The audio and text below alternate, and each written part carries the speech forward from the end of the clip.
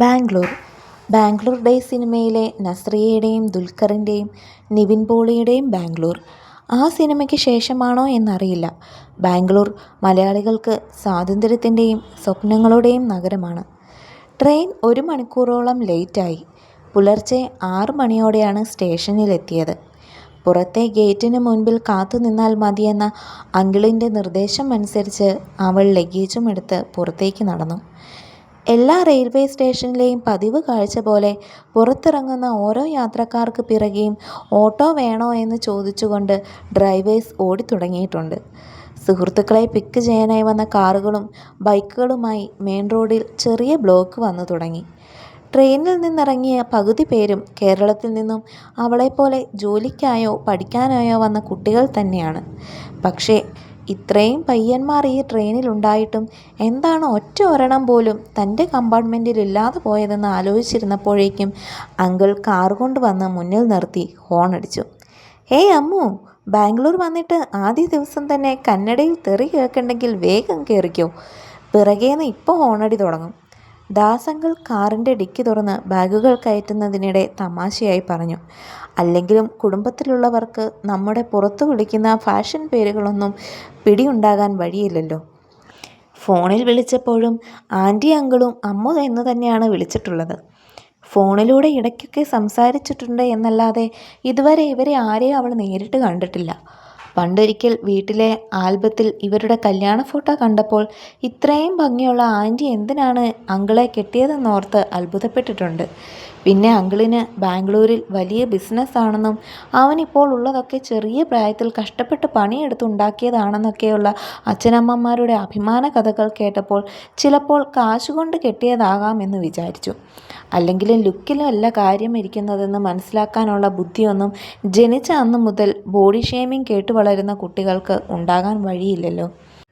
ബാംഗ്ലൂരിൽ ജോലി കിട്ടിയെന്ന് പറഞ്ഞപ്പോൾ മറ്റൊരു ബന്ധുവാണ് ദാസും കുടുംബവും അവിടെയാണല്ലോ, അവരെയൊന്ന് വിളിക്കൂ എന്ന് അച്ഛനെ ഓർമ്മിപ്പിച്ചത്. പിന്നെ കുട്ടികളൊക്കെ മറ്റൊരു നാട്ടിൽ വിടുമ്പോൾ, പ്രത്യേകിച്ച് പെൺകുട്ടി കൂടി ആകുമ്പോൾ ഒരു ഫാമിലി സപ്പോർട്ട് ഉള്ളത് നല്ലതാണെന്ന അമ്മയുടെ അഭിപ്രായം കൂടി ആയപ്പോഴേക്കും ദാസങ്കിൾ ബാംഗ്ലൂരിലെ അവളുടെ ലോക്കൽ ഗാർഡിയൻ ആയി. അവരുടെ കൂടെ ഫ്ലാറ്റിൽ നിന്നാൽ മതിയെന്ന ഓഫർ മുന്നോട്ട് വെച്ചെങ്കിലും പിന്നീട് അത് വേണ്ടെന്ന് തോന്നി. കുടുംബവുമായി എന്തെങ്കിലും കണക്ഷനിൽ പെട്ടാൽ പിന്നെ ബാംഗ്ലൂർ സിറ്റിയിൽ ശ്വാസം വിടാൻ പോലും അനുവാദം ചോദിക്കേണ്ടി വരും. ഓഫീസിനടുത്തുള്ള ഒരു ഹോസ്റ്റലിൽ താമസം ശരിയാക്കി. ഇവരുടെ വീടുമായി വലിയ ദൂരവ്യത്യാസം ഇല്ലാത്തതുകൊണ്ടും പിന്നെ ഒരു കുടുംബത്തിലൊന്നും പോയാൽ മര്യാദയ്ക്ക് നിൽക്കാൻ ഇവൾ ഇനിയും പഠിച്ചിട്ടില്ലെന്ന അമ്മയുടെ ക്ലീൻ സർട്ടിഫിക്കറ്റ് കിട്ടിയത് കൊണ്ടും ഹോസ്റ്റൽ തീരുമാനം എളുപ്പമായി. "രാത്രി ഉറക്കമൊക്കെ കിട്ടിയോ? രാത്രിയിൽ ബുദ്ധിമുട്ടൊന്നും ഉണ്ടായില്ലല്ലോ അല്ലേ?" കാർ സ്റ്റാർട്ട് ചെയ്തുകൊണ്ട് അങ്കിൾ ചോദിച്ചു. "ഇല്ല, കുറച്ച് ലേറ്റ് ആയതൊഴിച്ചാൽ വേറെ പ്രശ്നമൊന്നും ഉണ്ടായില്ല." അങ്കിൾ ഇത്ര നേരത്തെ ബുദ്ധിമുട്ടി വണ്ടിയെടുത്ത് വരേണ്ടതില്ലായിരുന്നു. ലൊക്കേഷൻ പറഞ്ഞിരുന്നെങ്കിൽ ഞാനൊരു ഓട്ടോ പിടിച്ചു വന്നേനെ.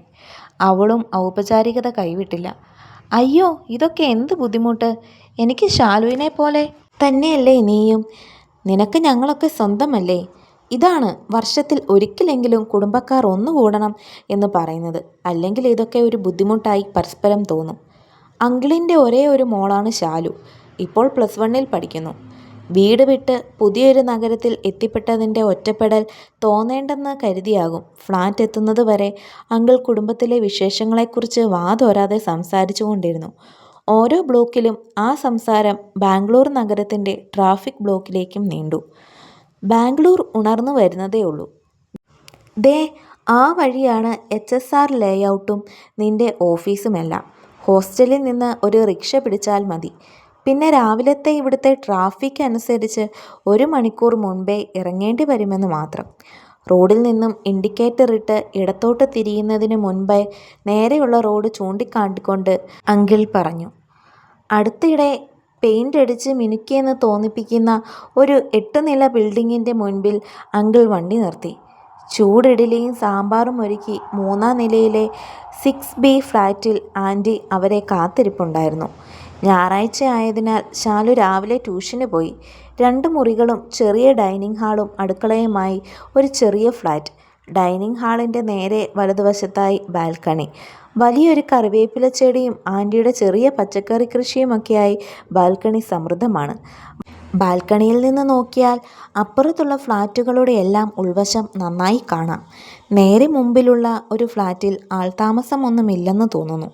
അതിനടുത്തുള്ള ഫ്ലാറ്റിലെ അയലിൽ ഉണക്കാനിട്ട തുണി കണ്ടാൽ തന്നെ താമസക്കാർ ബാച്ചിലേഴ്സ് ആണെന്ന് മനസ്സിലാക്കാം.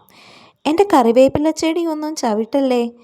പുറത്തെ കാഴ്ചകൾ കണ്ടുകൊണ്ടിരുന്ന അവളോട് കയ്യിൽ ഒരു പാത്രത്തിൽ മുറിച്ചു വെച്ച പഴുത്ത മാങ്ങയുമായി ഹാളിലേക്ക് നടന്നു വരുന്നതിനിടെ ആൻറ്റി വിളിച്ചു പറഞ്ഞു. അയ്യോ ഇല്ല, ഞാനത് കണ്ടായിരുന്നു. ആൻറ്റിക്ക് കൃഷിയൊക്കെ നല്ല ഇഷ്ടമാണെന്ന് തോന്നുന്നു. വലിയ ഇഷ്ടമൊന്നുമില്ല, പക്ഷേ ഇവിടെ ഒറ്റയ്ക്ക് ഇരിക്കുമ്പോൾ വേറെ ഒന്നും ചെയ്യാനില്ലാത്തത് കൊണ്ട് കാട്ടിക്കൂട്ടുന്നതാ. അവർ രണ്ടാളും പോയാൽ പിന്നെ എനിക്കിവിടെ വേറെ പണി വേണ്ടേ? ആൻറ്റി BEd എല്ലാം കഴിഞ്ഞതാണെന്നാണല്ലോ അമ്മ പറഞ്ഞേ.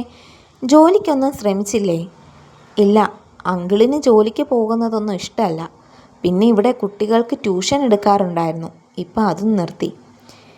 ഇനി എന്ത് ചോദിക്കുമെന്നറിയാതെ അവൾ കയ്യിലൂടെ ഒലിച്ചിറങ്ങിയ മാങ്ങയുടെ നീര് ജീൻസിൻ്റെ സൈഡിൽ തുടച്ച് പുറത്തോട്ട് നോക്കി.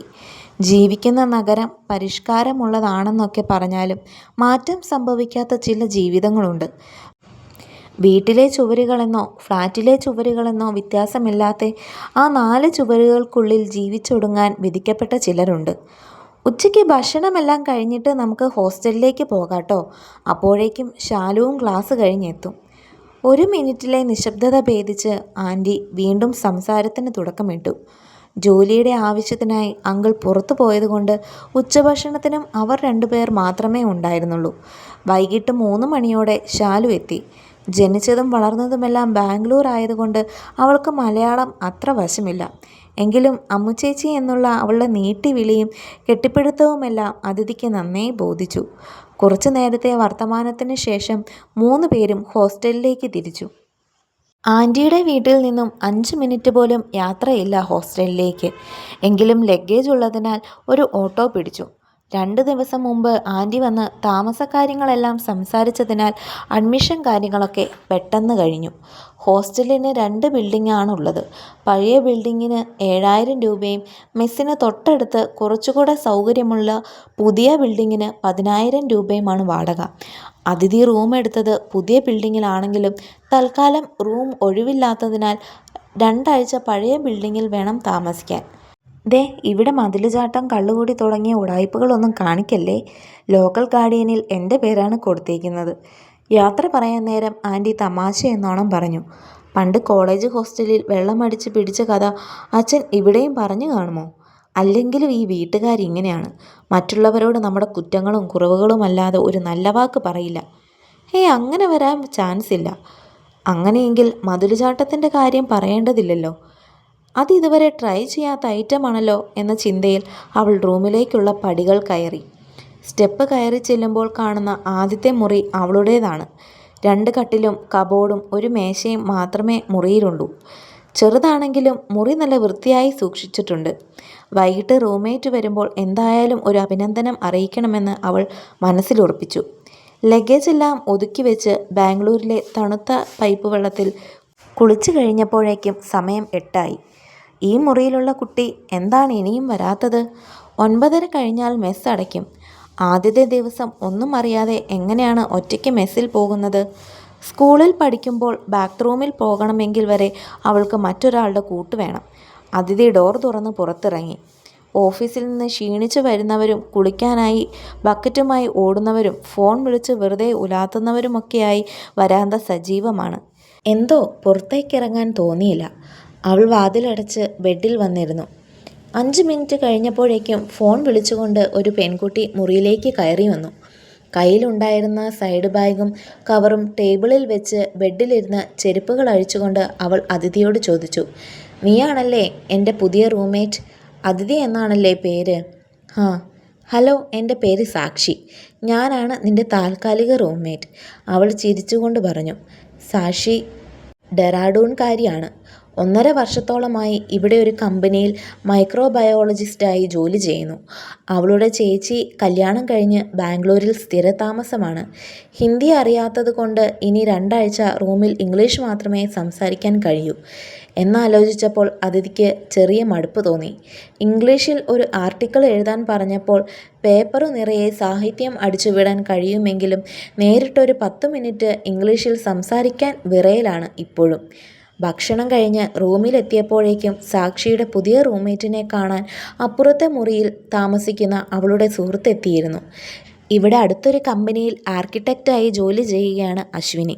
കണ്ടപാടെ 2 പേരും ഹിന്ദിയിൽ കളിപറച്ചിലും തമാശയുമൊക്കെ ആയപ്പോൾ എന്തു ചെയ്യണമെന്നറിയാതെ അതിഥി ഫോണെടുത്തു. അവരുടെ സംസാരത്തിനൊപ്പം ചേരാൻ അതിഥിക്കും അവർക്കുമിടയിൽ പൊതുവായ ഒന്നും തന്നെയില്ല. ഇതൊരു വൃത്തികെട്ട അവസ്ഥയാണ്. നിന്ന നിൽപ്പിൽ അപ്രതീക്ഷിതമായെങ്കിൽ നന്നായിരുന്നേനെ എന്ന് അവൾക്ക് തോന്നി. അതെ, നിനക്ക് കന്നഡ അറിയുമോ? സാക്ഷിയുമായുള്ള സംസാരം നിർത്തി അശ്വിനി അതിഥിയുടെ ബെഡിൽ ഉടമസ്ഥതാവകാശം ഉള്ള ഒരാളെ പോലെ വന്ന് കിടന്നുകൊണ്ട് ചോദിച്ചു. ഇല്ല, ഹിന്ദിയും കന്നഡയും അറിയില്ലെങ്കിൽ നാളെ ഓഫീസിലെത്താൻ കുറച്ച് കഷ്ടപ്പെടും. നിന്റെ ഓഫീസ് ലൊക്കേഷൻ പറയൂ, ഞാൻ വഴി പറഞ്ഞു തരാം. ഇവിടുന്ന് ഒരു ഓട്ടോയോ ഊബറോ വിളിച്ചാൽ മതിയെന്ന് അങ്കിൾ കൃത്യമായി പറഞ്ഞു കൊടുത്തിട്ടുണ്ടെന്ന് അതിഥി അശ്വിനിയോട് പറയാൻ ശ്രമിച്ചു. എന്നാൽ പറഞ്ഞു പൂർത്തിയാകുന്നതിന് മുമ്പേ തന്നെ നാളെ സുരക്ഷിതമായി ഓഫീസിലെത്തിക്കേണ്ടത് എൻ്റെ ഉത്തരവാദിത്തമാണ്, അശ്വിനി അധികാരസ്വരത്തിൽ പറഞ്ഞു. അവൾക്കതെല്ലാം അറിയാം. ഇവിടെ അവൾക്ക് ബന്ധുക്കളുണ്ട്. സഹായിക്കാനുള്ള അശ്വിനിയുടെ ആവേശത്തെ തല്ലിക്കെടുത്തി സാക്ഷി ചിരിച്ചുകൊണ്ട് പറഞ്ഞു. ഓ, അപ്പോൾ ഊബർ ഉണ്ടല്ലേ? എന്നാലും ഞാൻ നോക്കട്ടെ. എന്തെങ്കിലും ചെയ്യാതെ പിന്നോട്ടില്ലെന്ന ഭാവത്തിൽ അശ്വിനി അതിഥിയുടെ ഫോൺ വാങ്ങി പ്ലേ സ്റ്റോറിൽ കയറി ഊബർ ആപ്പ് അപ്ഡേറ്റ് ചെയ്യാനിട്ടു. സമയം 10 ആയപ്പോഴേക്കും സാക്ഷി ലൈറ്റ് ഓഫ് ചെയ്ത് ഉറങ്ങാൻ കിടന്നു. റൂമിൽ മാത്രമല്ല, ജീവിതത്തിലും അതേ അടുക്കും ചിട്ടയുമാണ് അവൾക്ക്. ബെഡ്ഷീറ്റ് തലവഴി മൂടി ഉറക്കം വരാതെ അവൾ വാട്സാപ്പ് തുറന്നു. എന്നത്തെയും പോലെ ഏറ്റവും മുകളിൽ ലയയുടെ മെസ്സേജ് തന്നെയാണ്. ഹലോ അമ്മു, എങ്ങനെയുണ്ട് ബാംഗ്ലൂർ? കോളേജ് കാലം മുതൽ കൂടെ കൂടിയതാണ് ലയ.